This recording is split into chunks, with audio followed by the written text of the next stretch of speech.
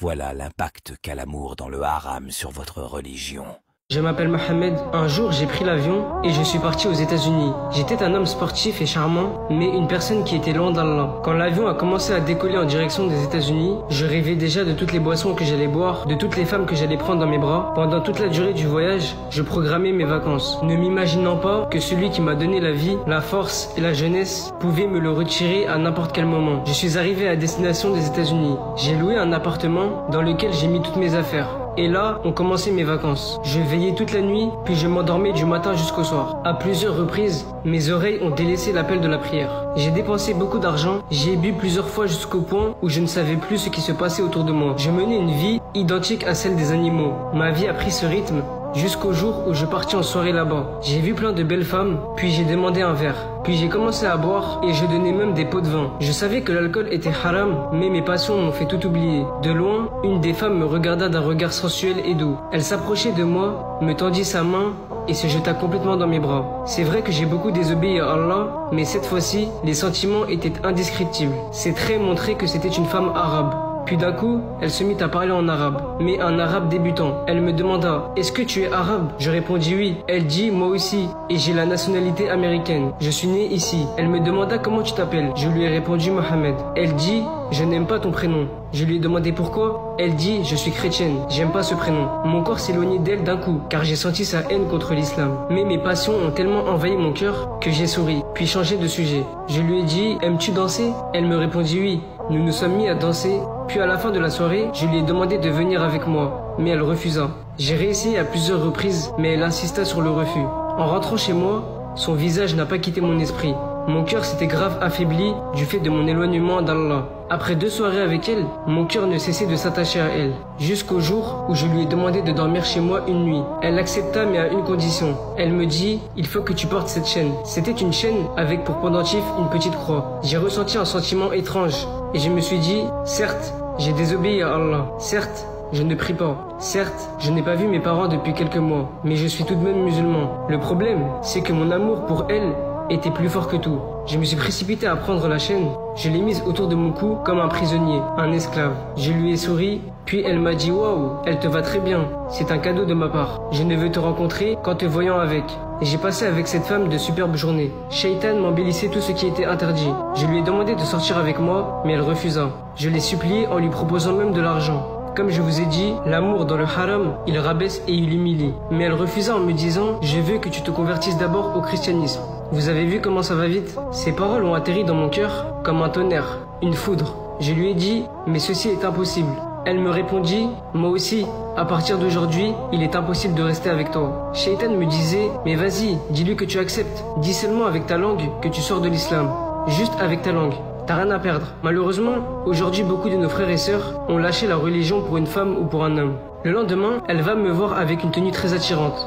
Elle approcha son visage du mien et me dit « Tu as le cœur dur, tu ne ressens pas l'amour. » Je n'ai pas pu résister à ses paroles et lui dis ainsi « Qu'est-ce qui a fait que je m'attache à toi de cette manière ?» Elle lui dit « Eh bien, qu'est-ce qui t'empêche de devenir chrétien?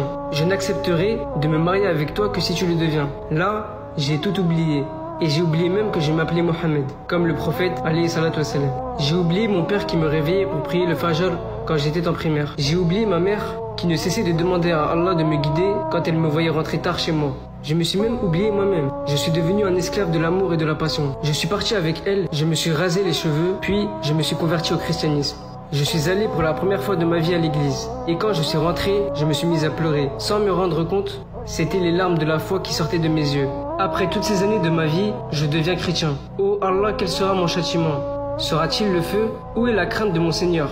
Où est donc ma pudeur? Où est mon attachement à la religion? Tout ça a disparu à cause d'une fille. Après ça, je suis rentré chez moi en vitesse et j'ai abandonné cette fille. J'ai touché ma tête qui n'avait plus de cheveux et je me suis dit « Qu'est-ce que tu fais ? Qu'est-ce que tu fais Mohamed? Tu as délaissé la religion. » J'ai énormément pleuré, j'ai fermé la porte de chez moi et je me suis retrouvé dans une plage de larmes, un océan de larmes. Shaitan me disait « Il n'y a plus moyen de retourner en arrière. Tu es maintenant chrétien. » Je me suis souvenu de mon grand-père quand il faisait l'Aden, l'appel à la prière. Je me suis souvenu de mon Coran qui était dans ma chambre, d'un ami à moi qui était pieux et qui me disait « Mohamed, fais gaffe à la mauvaise femme. » Je me suis mis à crier en disant « Non, non, oh Allah, ne prends pas mon âme maintenant. » je vais retourner à l'islam. Je retourne vers toi, vers le Coran. Je suis allé en vitesse dans la salle de bain, j'ai jeté la chaîne avec les pendentifs, je me suis purifié et fait mes grandes ablutions, puis j'en suis sorti en ressentant que je n'avais plus aucun péché. J'ai prononcé la shahada, l'attestation de foi. J'ai senti après avoir dit ces paroles que j'étais l'homme le plus heureux du monde. La joie, elle est dans l'islam. La joie n'est pas dans le haram. Elle n'est pas dans la mécréance. La joie, elle est dans le chemin d'Allah. Mes frères et sœurs, comprenez-le, que ceux qui empruntent le chemin du shaitan seront malheureux jusqu'à leur mort. Et on ne sait pas comment ils vont terminer leur vie, sans compter leur jugement. J'ai donc pris le premier avion en direction de mon pays. La première chose que j'ai entendue lorsque je suis rentré était l'Adhan. Je ne pus me retenir de pleurer, mes larmes coulaient, et je me disais, est-ce que Allah va me pardonner? Arrivé chez ma mère, je me suis jeté dans ses bras et je lui ai dit, maman, c'est fini, je ne désobéirai plus jamais à Allah. Pardonne-moi pour tout ce que j'ai pu faire comme mal. Il a eu l'occasion de se réveiller et de se repentir avant sa mort. Mais peut-être que nous n'aurions pas cette occasion. Je lui ai donc dit, pardonne-moi mon éloignement de la maison. Elle me serra fort dans ses bras et me dit, mon fils, retourne vers Allah.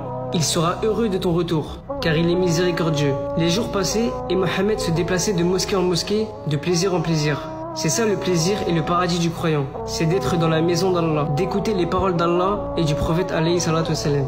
À chaque fois qu'il se souvenait de son séjour, ses larmes se mettaient à couler. Et ça, mes frères et sœurs, c'est le vrai regret du repentir.